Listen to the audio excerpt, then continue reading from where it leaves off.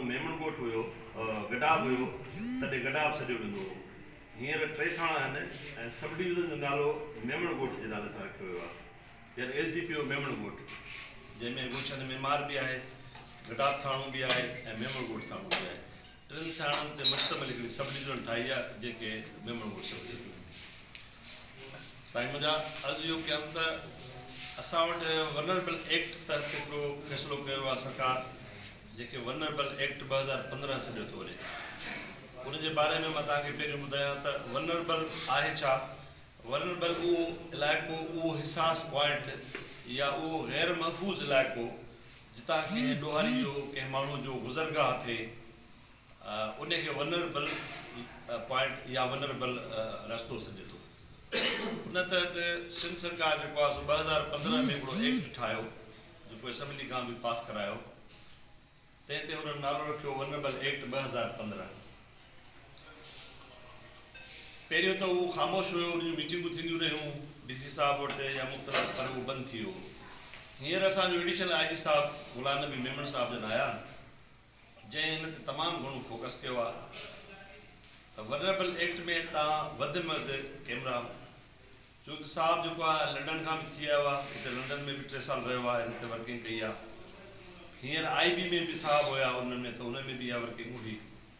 हाणे safe city ठाहिण जे लाइ कराची खे जे लाहौर खे सेफ सिटी ठाहिण जे लाइ हिकिड़ो हिन एक्ट खे जेको आहे नाफ़िज़ अमल वधीक मज़बूत करण जे लाइ चेयरमैन ठाहियो आहे मूंखे, ऐं रेवेन्यू खे असां सभिनी खे गॾु करे, इलाइक़े जा मुज़िज़ीन जेके आहिनि गॾु करे, मक़सदु इहो आहे त असां वधि में वधि कैमरा लॻायूं उन्हनि हिसास पॉइंटनि ते जिते के ॾोहारी माण्हू जो गुज़रगाह आहे, घर आहे, शॉप आहे, वाड़ो आहे, स्टोर आहे, बाज़ार आहे, को बि अहिड़ी पॉइंट जितां को बि माण्हू जेको आहे सो को शॉपिंग थो करणु अचे, को वञे थो, को बैंक आहे, को अहिड़ो इदारो आहे, कम्यूनिटी सेंटर आहे, मतिलबु अहिड़ी जॻह ते जिते कैमरा लाज़मी आहे उहा हणायो वञे।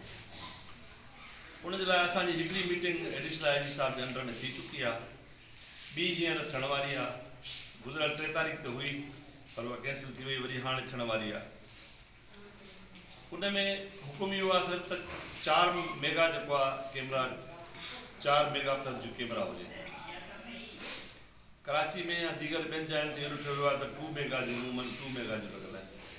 जेकॾहिं तव्हांजूं कंहिंजूं कैमराऊं लॻल हूंदियूं उहे बि 2 मेगा जो हूंदियूं। उन ते ज़ूम नथो अचे, चहिरो सही साफ़ु नथो अचे, ठीकु आहे न साईं। जेको ॾोहारी वञे थो, क्लास थो करे मोटरसाइकिल ते आहे, या दीगर तव्हां ॾिठो हूंदो स्लाइड जेके TV में ख़बरुनि में हलंदियूं हूंदियूं, उहे सही तरीक़े सां चहिरो सही नथो अचे। फ़ैसिलो इहो थियो आहे त 4 मेगा जो घटि में घटि हुजे, ऐं उहा अहिड़ी कैमरा हुजे जंहिंजा 3 पोर्शन हुजनि घटि में घटि, रोड जो अॻियो हिसो बि, रोड जो हीअ साइड बि, रोड जी हिंद साइड ते बि, ताकी जेकॾहिं हेॾां अचे थो, हेॾे वञे थो, हेॾां अचे थो, हेॾे वञे थो, या हुते बीठो आहे त उहे 3 जेके अचनि। कैमरा हिकिड़ी आहे, उन फेस 3। पोइ उनजे लाइ असां नोटिस ॾिनासीं।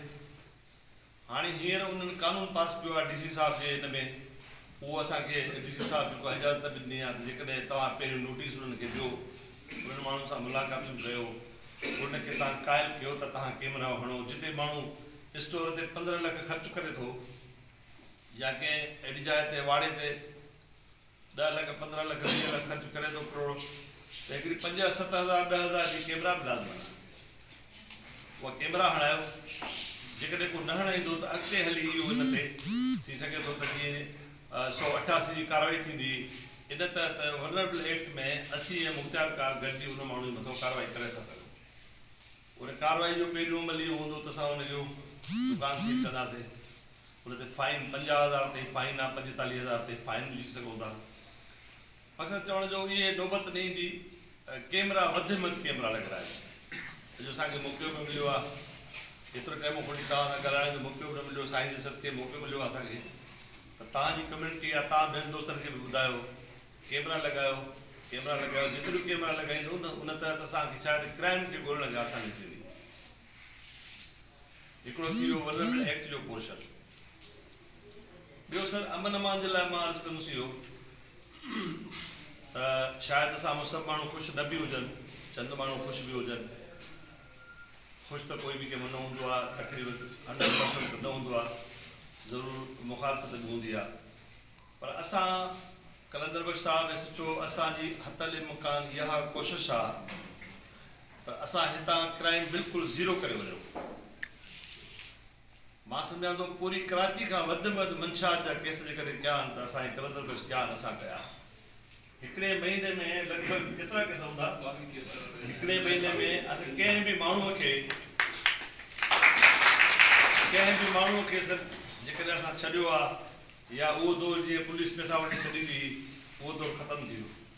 हिन वक़्तु मथां एडिशनल आई जी असांजो गुलाम नबी मेमन साहब वेठो आहे, DI साहब वेठो आहे, अली रज़ा SSP साहब आहे, टई ऑफिसर असांजा ईमानदार ऑनेस्ट सचा माण्हू। सवाल ई पता न जेकॾहिं को कंहिंखे ख़बर पई त छॾियो त वियो हलियो। पोइ उनजे लाइ हींअर बि रिसेंटली मूं पाण 2 दफ़ा साईं खे बि ॿुधायो, 2 दफ़ा 3 दफ़ा कोम्बिंग ऑपरेशन कई आहे, ठरो ठहे पियो, ठरे खे असां ख़तमु करायो आहे। ठीकु आहे न। पोइ बि असांखे हिकिड़ी शिकायत इहा आहे त को बि ॻोठाणो असांखे अचे कंहिं फ़ोन या को असांखे ॿुधाए अचे त हे क्राइम हले थो, हे माण्हू हले थो, इहो त अव्हांजो कमु आहे, असांखे ॿुधायो न। पर असां उनखां बावजूद बि असां पंहिंजो कमु कयो आहे। एतिरियूं असां तक़रीबन पकड़िया आहिनि, जेके बि ॾोह आहिनि माज़ी जा उन्हनि में बि असां खोड़ पकड़िया आहिनि। पोइ मूं साईं खे ॿुधायो त चंद वजूहातूं जंहिंजे करे असां जेको आहे रहिया विया ऐं अॻिते बि इनशा पकड़ींदा रहंदासीं। असां तव्हां असां सां तावन कयो, असां ते एतबार कयो। असांखे नथा ॿुधायो त कंहिं हिकिड़े माण्हू खे ॿुधायो त साईं हे माण्हू ॾोह थो करे, या जेकॾहिं को माण्हू तव्हां सुञाणो था त उनजे मथां तव्हां बीही वञो। ज़िंदगी मौत अलाह जे वस में आहे, तव्हां उन खां डिॼो न। 1-2 वाक़िया अहिड़ा थिया आहिनि जेके माण्हुनि खे सुञातो आहे पर उनजे मथां बीहनि कोन पिया। उहो बि साईं खे मां ॿुधायो हुई साईं त चवण जो मक़सदु तव्हां तावन कयो असां सां, असां बि इनशा तव्हां सां गॾु आहियूं। कैमराऊं लॻायो, असां सां तावन कयो। हिन में असांजी इज़त आहे, तव्हांजी इज़त आहे, तव्हांजी सेफ्टी आहे, असांखे इहो कमु सवलो थींदो। ऐं उनखां अलावा जेकॾहिं को ॾोह जे मुतलिक़ तव्हांखे ख़बर आहे त कंहिं न कंहिं ज़रिए उहो असां ताईं पहुचायो। कंहिंजे पाड़े में को गुटको क्राइम माफ़िया शालिया कुझु बि हले थो उहो असांखे खुफ़िया तरीक़े सां ॿुधायो। असां न खणूं त पहुचो। अॻु त पुलिस हिननि में मुलवस हूंदी, हींअर त पुलिस पाण ॻोल्हे थी। जेका 6 रुपए पूरी मिलंदी गुटके जी त हींअर मूंखे ॿुधायो त उहा मां सम्झां थो त 200 रुपए में बि कोन मिलंदी। पर जे मिलंदी हूंदी त को डिॼी कंहिं घर में मिलंदी हूंदी, बाक़ी त मां सम्झां थो दुकाननि ते कोन्हे, की न आहे दुकाननि ते आहे त तव्हां ॿुधायो असांखे त हीअ ॻाल्हि आहे। असां बि तव्हां मों ई आहियूं, जिन त न आहियूं असांखे ख़बर पए त बाबा हे जेको आहे माण्हू हुनखे हिते आहे। तव्हां ॿुधाईंदो, तव्हां तावन कंदो, कंहिं न कंहिं ज़रिए सां को न को कंहिं मौजूद खे ॿुधायो, असांखे ॿुधायो, असां सां मिलो। का बि जेकॾहिं शिकवा शिकायत हुजे पुलिस जे मुतलिक़ हुजे, तक़रीबन रोज़ मां हिते ईंदो आहियां, पुलिस जे मुतलिक़ हुजे मूंखे नथा ॿुधायो साईं केरु को। साईं जन असांजा मेंबर आहिनि, साईं जन असांजा मेंबर बि आहिनि पर असांजा वॾा बि आहिनि। साईं जन सां पुलिस जे DIG रैंक तां रिटायर आहिनि, असांजा मौजूद असांजा वॾा हेड, तव्हां हुनखे ॿुधाए सघो था।